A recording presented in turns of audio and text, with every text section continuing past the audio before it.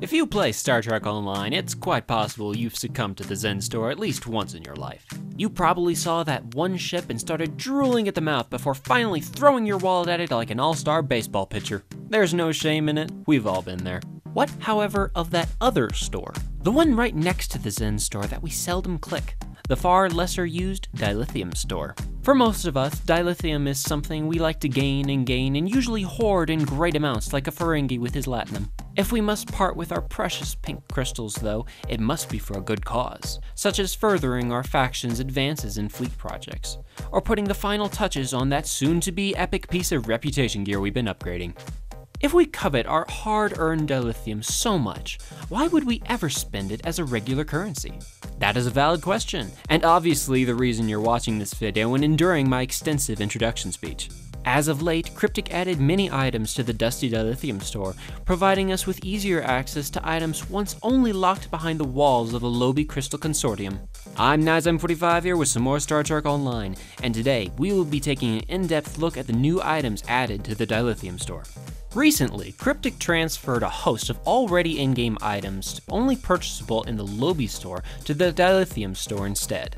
On July 28th of 2016, they also added 4 new outfits: the 22nd Century Mako uniform, the Wrath of Khan excursion jacket, the Wrath of Khan engineering vest, and the Wrath of Khan captain's vest. Just as a side note, while Cryptic sort of spun that all these uniforms were new, the 22nd Century Mako uniform had actually been at their fingertips for release for many years now. These 4 uniforms, while praised by players for their design and long-awaited release, were sadly met with bitter distaste in general. Each uniform has an incredibly steep price of at least 1 million refined dilithium, skyrocketing even further all the way up to 2 million dilithium per piece. To make matters worse, each uniform is a character unlock only, not account-wide, which means if you want that snazzy vest on more than one character, let's hope you have a dilithium tree growing in the backyard. While most players would criticize the pricing of these uniforms, there is actually a good reason for this. At times prior to these uniforms' official release, dilithium to Zen market prices were more inflated than your brother, uncle, cousin's waistline at a Thanksgiving feast. Trade rates were days away from hitting the glass roof, so to stop total economy collapse, these uniforms were added as a quick swoop in to save the day. Long story short, they did. High spenders of this game have bought these uniforms like candy, and as a result, dilithium to Zen prices have since lowered substantially since July. And while the dilithium to Zen prices are still outrageous, at least we aren't in the Great Depression of Star Trek Online. Yet. To buy all 4 of these iconic uniforms would cost you a total of 5 million refined dilithium, or in current real-world money rates at the time of making this video, a little over $120 US. Now before you run off to the comments section asking how I seemingly have these uniforms, no, I'm not a whale, and no, I didn't actually buy these uniforms for a single video. All footage you're seeing now was recorded on the Triple Test server, where dilithium is free at the Drazona station for anyone willing to get carpal tunnel syndrome. For these uniforms, and everything else we'll be mentioning in this video, it should be noted that with a fully leveled Tier 3 Fleet Dilithium mine grants you a 15% discount on all Dilithium Store items. With this discount, these uniform prices will drop up to 300,000 dilithium in price. My personal take on these items before we move on, they're nice token rewards for wealthy players. If you like TOS era or Enterprise era stuff, then these might be something you'd be interested in. Regardless though, it should also be noted that if your character is more on the heavy side or just one of those oddly shaped aliens you see running around Ryza these days, most likely these uniforms are gonna look rather strange on you. The geometry of each of these uniforms doesn't mix well with unique body types, so you've been warned. In addition to a small handful of uniforms that could put Banana Republic's prices for as much to shame, a total of 28 consumable items with unique gameplay mechanics were transferred from the Lobi Crystal Consortium to the Dilithium Store recently. These items range from unique hypo-injections to ground and space, personal and team-wide damage boosters, to pets and magic crystals that grow out from the depths of Hades. Most of these items we'll be mentioning are not really worth using in common gameplay, and are really meant only for those who want to splurge and waste all their dilithium they got from last year's Crystalline Cataclysm event. Some of these items have very unique effects on gameplay, however, and for some, stunning visuals when used. We'll start off by taking a look at the 8 unique space consumables available in the Dilithium Store first. Our first unique space consumable is the Auxiliary and Shields Dual Battery for personal use. Priced at 2,000 dilithium, when activated, this consumable will immediately apply 772.5 shield regeneration to your ship, repair offline auxiliary systems and shields, and provide a bonus 75 power to both shields and auxiliary power subsystems for 10 seconds. I'm amazed I said all that in one breath. Next, we have engines and auxiliary dual batteries. As you may have already guessed, this too is priced at 2,000 dilithium per unit, and when activated immediately repairs offline auxiliary and engine subsystems, as well as providing an additional 75 power to each respective subsystem for 10 seconds. Next is shield and engine dual batteries, each for 2,000 dilithium. When activated, these batteries provide 772.5 shield regeneration, 75 bonus shield and engine power to each respective subsystem for 10 seconds, and repairs offline shield and engine systems. And last, for personal dual batteries, we have weapons and auxiliary. As you no doubt have deduced from the statistics I've been rattling off for the past 42 seconds, you might have guessed, surprise, this item when used repairs offline weapons and auxiliary subsystems while additionally providing bonus 75 power to each subsystem for 10 seconds. To save you from having me dawdle like a broken record for the next minute, the final 4 space consumables recently added to the Dilithium Store are dual replicas of their personal counterparts. Priced at 4,000 dilithium per battery, each dual system battery applies the same buffs, bonuses, and repairs to offline systems mentioned in the prior 4 special batteries. Only this time, everything is applied team-wide. It should be noted that every one of these items can be improved by the Starship Battery Expertise skill, which improves battery duration. That's actually it for space consumables. So, with that out of the way, let's head to the ground and take a look at the different ground consumables now. Remember how I said before I wasn't going to be rambling on like a broken record? Well, I lied. Sort of. We'll start off with our extensive list of ground consumables now available in the Dilithium Store with the 4 unique personal combat modules. Similar to their space counterparts, we first have the Health and Weapons Booster Combat Module. Priced at 2,000 dilithium per unit, when used, this device heals you for 397.1 hit points and increases your energy damage by 25 for 15 seconds.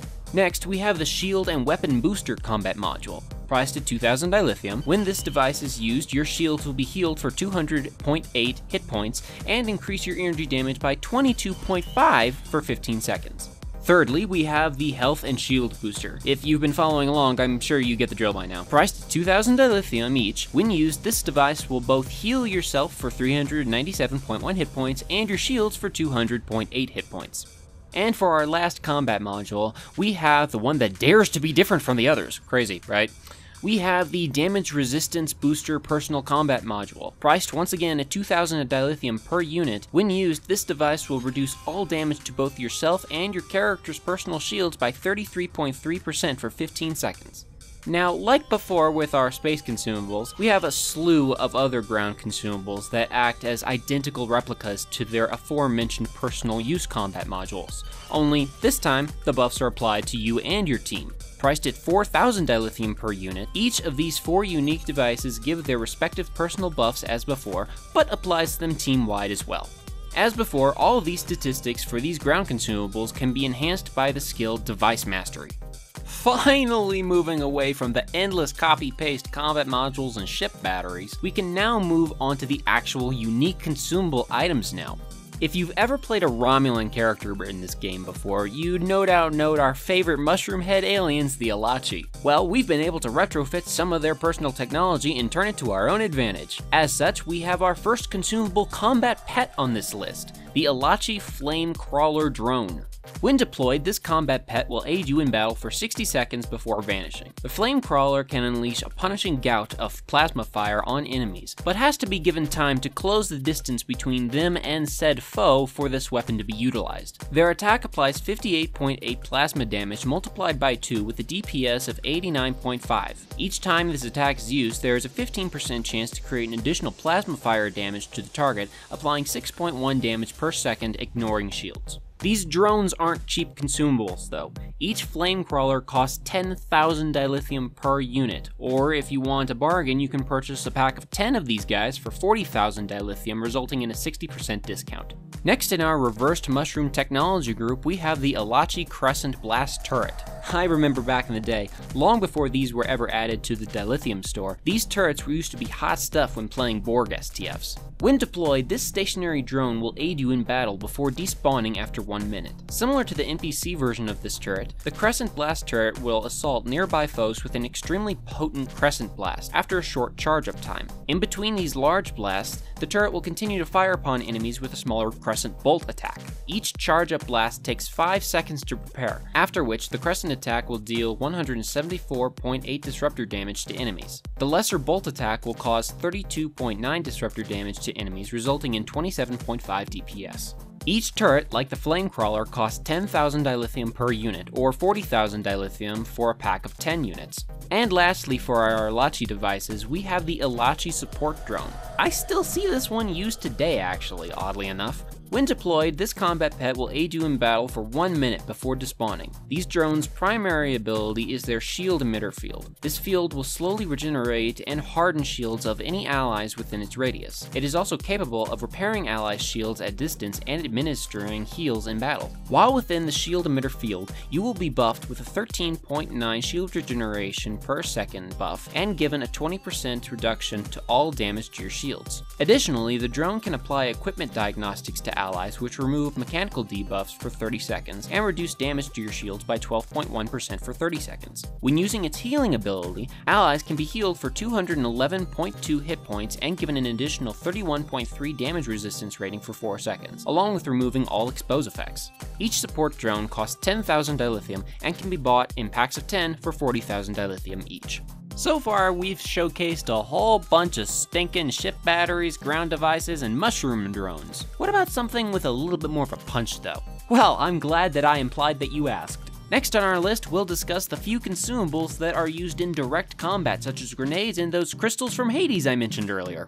First in our satchel of personal combat devices, we have tachyon grenades. If you've ever used a single ability in this entire game that has the word tachyon in it, you probably have already guessed what these grenades do. When this grenade is thrown, enemies caught within the blast shields will be weakened, and all non-living targets like drones and turrets will temporarily be disabled. On impact, the tachyon grenade drains 73.7 shields from the targets, while also doing a small amount of 44.6 kinetic damage with 50% shield penetration from the epicenter of the blast, decreasing going out. Additionally, this grenade will immediately destroy force fields and disables and holds non-living foes for 15 seconds. Each tachyon grenade, along with every other personal combat device we'll be mentioning from here on out, is priced at 4,000 dilithium per unit and can also be bought for a sale of 15 units for 40,000 dilithium, resulting in a 33% discount. Next we have the Tholian Web Grenade. I don't know about you, but this one just sounds fun by its name alone, doesn't it? When this consumable grenade is thrown, it will cover the impact area with a sticky web, which causes radiation burns and a chance to hold opponents in place while also slowing their movements when not held. In other words, it causes 0.75 radiation damage every second for up to 30 active seconds while the enemies are within its field, and a negated 66% run speed and a 10% chance to hold enemies. Next we have the Chronoton Grenade. Now you might have guessed, this grenade is actually quite similar to the Space Chronoton torpedoes. On impact, this consumable grenade will reduce the run speed of any enemies within the blast while also slowing their power recharge times. On detonation, enemies caught in the blast will suffer a 66 negated run speed and have their power recharge rates and weapons disabled for a short time. And lastly, for our consumable combat devices, we have the Tholian Radiation Crystal. Upon use of this thing, you will deploy a crystal out of the ground that causes radiation to nearby enemies. The amount of radiation damage applied gradually becomes greater and greater until the crystal finally burns itself out. However, if targeted by enemies and destroyed prior to naturally burning out, it will then explode with radiation damage affecting all nearby enemies. Exact statistics for this device are always in flux based on its lifespan when deployed, so results will vary. And finally, we have a few unique nano energy cells and hypos to aid you in ground combat. And yes, nano energy cells do look like those things you get from that one Jim Hadar mission whose name escapes me. For our first Nano Energy Cell, we have the Neural Overload variant. When activated, this Nano Energy Cell will enhance your Jem'Hadar weapons by giving each shot fired a 10% chance to stun your target for 4 seconds, or 2 seconds if against another player. Additionally, this cell will also give your shots fired a dual 10% chances of both negating 50% run speed from your target for 6 seconds and 10% chance to remove all buffs from the target separately. This weapon buff will remain applied to your character for 15 minutes after use. No other Nano Energy buffs can be applied while active. Next, we have the Weakness Finder Nano Energy Cell variant. When activated, this cell will give your shots fired from Jem'Hadar weapons a 10% chance to reduce target damage resistance by 5 for 6 seconds, and a 10% chance to expose your target, in addition to the standard weapon effects. Like before, this weapon buff will remain in effect for 15 minutes after use and exclude any other Nano Energy buffs from being used for its duration. Our last Nano Energy Cell is the Acoustic Amplification Circuit variant. Now, of all the things we've showcased so far on this list, this has got to be the oddest one yet in my opinion. From the start, this item, while a Nano Energy Cell, is not like the previous two we've mentioned. Unlike the aforementioned cells, the Acoustic Amplification Circuit variant can apply to any weapon, not just Jem'Hadar ones, but its effect only lasts for 10 minutes instead of 15, and cannot be stacked with other Jem'Hadar weapon enhancements. The Acoustic Amplification Circuit Nano Energy Cell, when activated, gives all weapon shots a 5% chance to deal 32.6 physical damage to the target, increased to 35.9 damage when used against Tholians, along with an additional 5% chance to knock targets back. Anyway, next on our list is the Psionic Dampener Hypo. Like other hypos, when used, this device places a short shared cooldown on other ground devices, while also placing an extended shared cooldown on devices of the same type. When activated, this hypo will give the unique effect of increasing your energy damage resistance rating by 5 and increasing your psionic damage resistance rating by 25 for 1 hour. Lastly, we have the Radiation Resistance Hypo. Well, this one, kind of a letdown, I guess. I mean, the name kind of just gave the whole thing away right there, doesn't it? Anyway, when activated, this hypo will give the unique effect of increasing your energy damage resistance by 5 and increasing your radiation damage resistance by 25, both for 1 hour. All Nano Energy Cells and hypos we've just listed, like other ground devices, can be increased in effectiveness based on the skill Device Mastery. And that's it! That's all the new consumable devices, ground and space, and uniforms recently added to the Dilithium Store as of making this video. Now, you may be asking yourself why I haven't covered the other things in the Dilithium Store as well, such as transwarp coils, the EV suits with bragging rights, those hanger pets, and specialization kit modules. The point of this video, as mentioned in my lengthy intro, was not to go over every single Dilithium Store item, but instead to focus solely on the unique items and uniforms added either as new or transferred items previously only available in the Lobi Store. I hope you all have enjoyed this brief overview and showcase of all the new unique things you can spend your hard-earned Dilithium on. Or, just disregard everything I've said up to this point and, just continue hoarding it. That works too, so. If you've personally used any of these items on a regular gameplay basis before, what did you think of their effect? Or perhaps you've bought one of the new premium uniforms for yourself. Did it live up to your expectations? I'd love to know your thoughts in the comments below. Thank you all so much for watching, and I will see you all in the next video.